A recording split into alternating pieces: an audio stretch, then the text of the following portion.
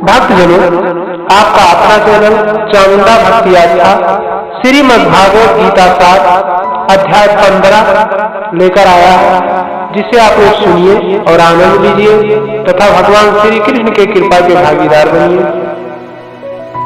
जय श्री कृष्ण, जय श्री राम, जय हनुमान।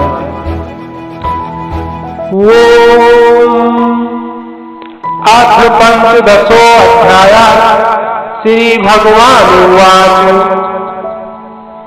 भगवान श्री कृष्ण अर्जुन से कहते हैं, ऊर्ध्वमूलम अधा शाखम अश्वत्थम प्राहुरव्ययम् छन्दासि यस्ति पर्णानि यस्य तं वेद सा वेदवित्।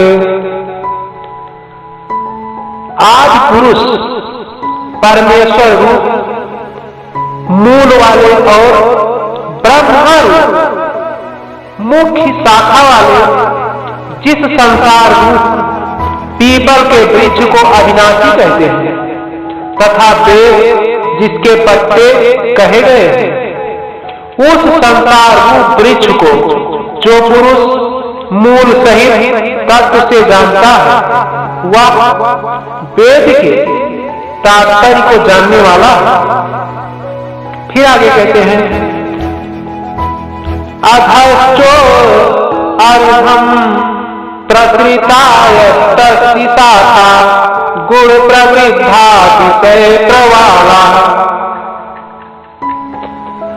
अधस्ति मूलायन्नि संततां कर्मानुबंधिनी मनुष्य लोके। उस संसार वृक्ष की तीनों गुणों रूप जल के द्वारा बढ़ी हुई एवं विषय भोग कोपलों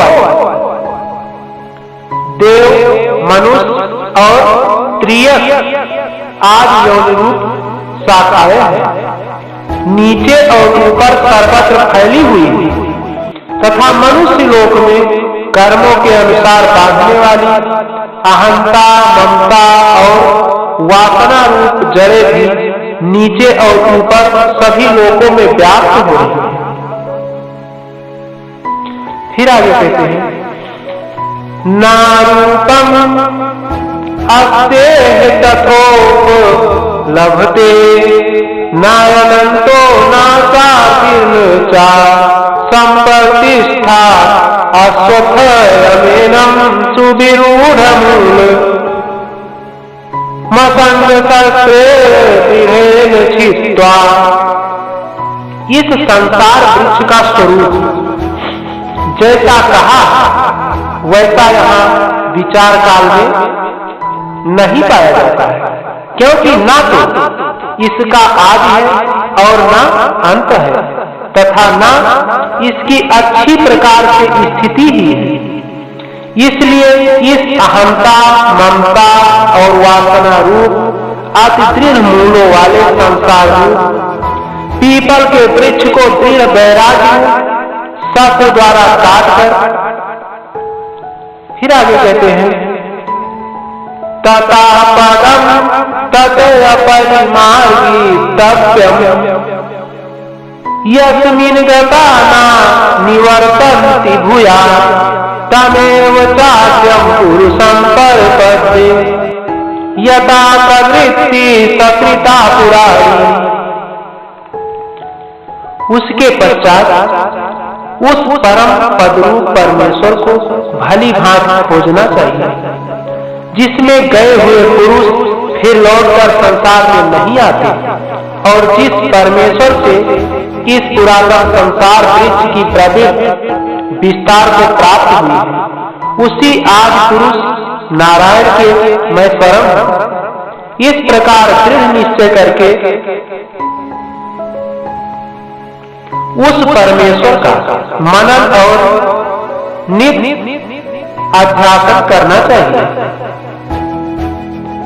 निर्माण मोहा जित संग दोषा अध्यात्म नित्या विनिवृत्त कामा द्वंद्वैर विमुक्ता सुख दुख संयज्ञे अर्गण्यति मूढ़ा पदमयव्यम तत्, जिनका मान और मोह नष्ट हो गया, जिन्होंने आसक्ति रूप दोष को जीत लिया, जिनकी परमात्मा के स्वरूप में नित्य स्थित है और जिनकी कामनाएं पूर्ण रूप से नष्ट हो गई है, वह सुख दुख नामक द्वंद्वों से विमुक्त ज्ञानी जन उस अविनाशी परम पद को प्राप्त होते हैं।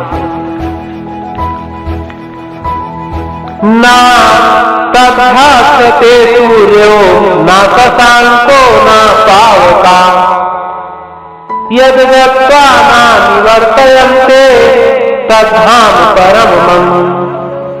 जिस परम पद को प्राप्त होकर मनुष्य लौटकर संसार में नहीं आते, उस स्वयं प्रकाश परम पद को न सूर्य प्रकाशित कर सकता है, न चंद्रमा और न अग्नि। वही मेरा परम धाम है। ये बात भगवान श्री कृष्ण से भगवान श्री कृष्ण माफ कीजिएगा, भगवान श्री कृष्ण अर्जुन से कह रहे हैं, ममैवापो जीवलोके जीवभूता सनातना मनास्थानीन्द्रियाणि प्रकृतयस्थानि कर्षति। इस देह में यह जीवात्मा मेरा ही सनातन अंश है और वही इन प्रकृति में स्थित मन और पांचों इंद्रियों को आकर्षण करता है। शरीरम यद्वापनोति यच्चाप्युत कर्मातीश्वरा गृहीत्वैतानि संयाति वायुगंध निवासयात्। वायु गंध के स्थान से गंध को जैसे ग्रहण करके ले जाता है, वैसे ही देहादिता स्वामी जीवात्मा भी जिस शरीर का त्याग करता है, उससे उन मन सहित इंद्रियों को ग्रहण करके फिर जिस शरीर को प्राप्त होता है उसमें जाता है।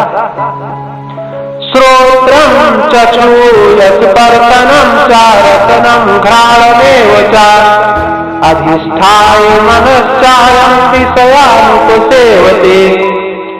या जीवात्मा श्रोत चक्षु और त्वचा को तथा रसना घ्राण और मन को आश्रय करके अर्थात इन सबके सहारे से ही विषयों का सेवन करता है।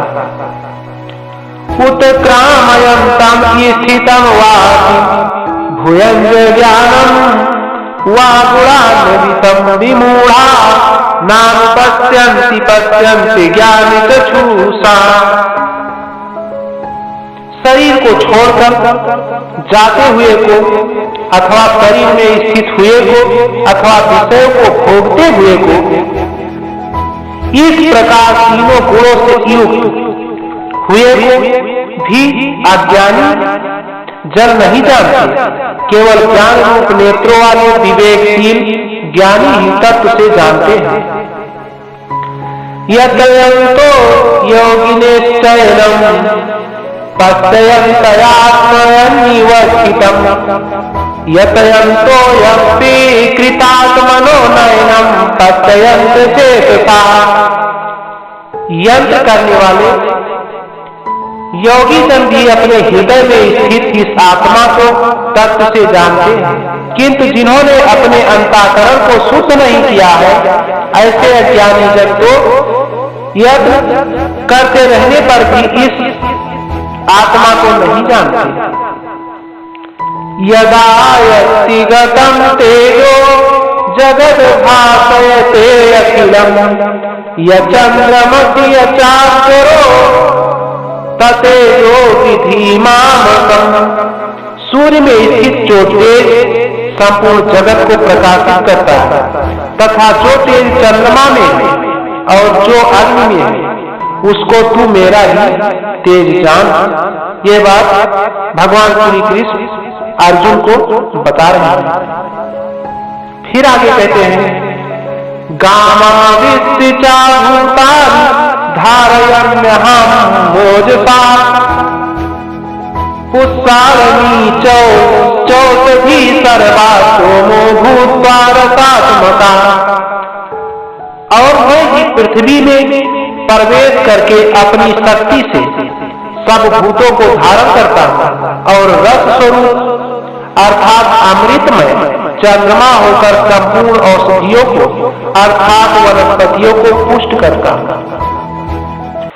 अहम वैश्वानरो भूत्वा कारिणं देहमाश्रिता प्राणापान समायुक्ता पंचाम्यनंतम चतुर्विधम।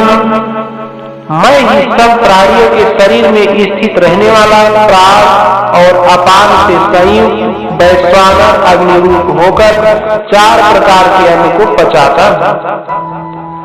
सर्वस्ति चाहम हृदय सन्निविष्टो मत्ता स्मृतिर्ज्ञानम मोहनम चा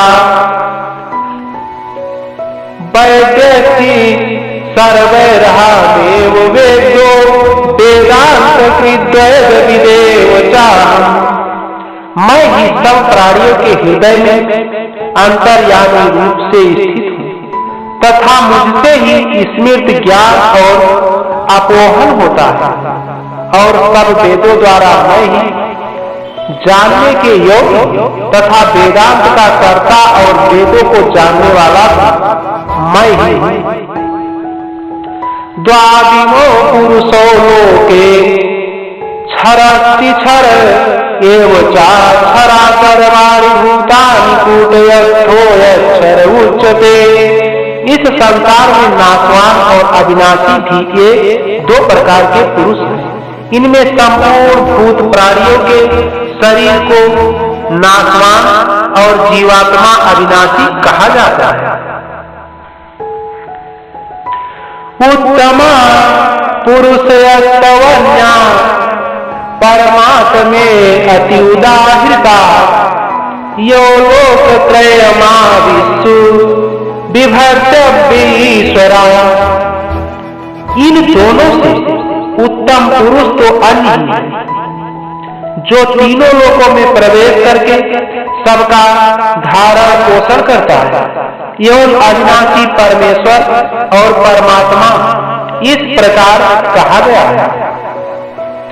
यस्मात्क्षरम् अतीतो यहमयक्षरागति चोत्तमा अतो यस्मि लोके वेदे सा प्रथिता पुरुषोत्तमा। क्योंकि मैं नाशवान जड़वर्ग क्षेत्र से तो सर्वथा अतीत हूँ और अविनाशी जीवात्मा से भी उत्तम हूँ, इसलिए लोक में और वेद में भी पुरुषोत्तम नाम से प्रसिद्ध है।